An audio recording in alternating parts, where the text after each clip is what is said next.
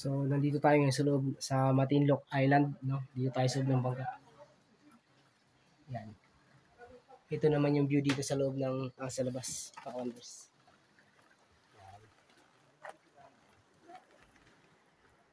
So, sobrang ganda niyan.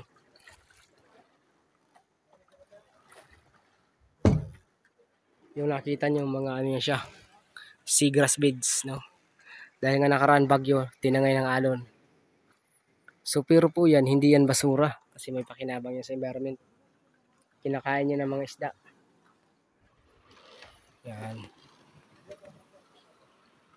Ito naman yung guest namin na ayaw lumangoy.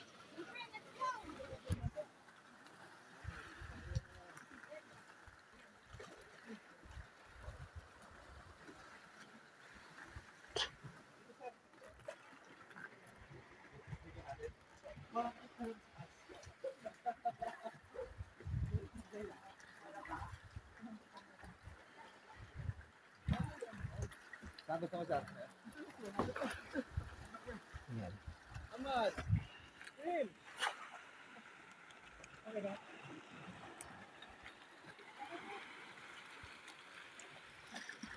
Nakahinga rin nga lang pag walang light.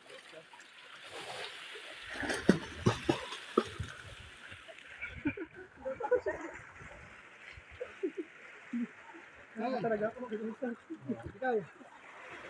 Makikita rin mo. Ano ba ako?